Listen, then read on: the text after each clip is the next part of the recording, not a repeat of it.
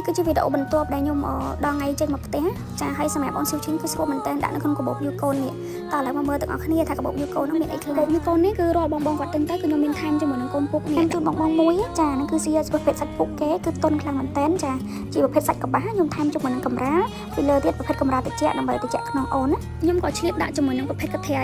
ចាកូនកថៃទូដាក់លើក្បាលតនេកអូនដែរដើម្បី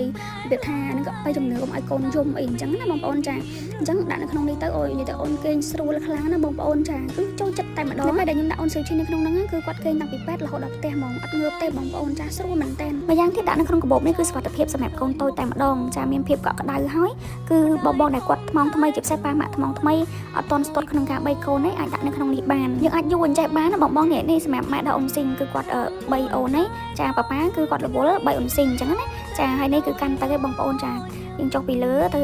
តម្រង់ទៅខាងក្រោមតែម្ដងហើយអូនគេងលក់ស្រួលណាស់បងប្អូនគេងស្កប់ល្អមែនតើអញ្ចឹងសម្រាប់ម៉ាក់ប៉ាដែលគាត់ចាប់អារម្មណ៍ជាមួយកាបូបយូកូននេះខ្ញុំមាន2ពណ៌ជូនតែម្ដង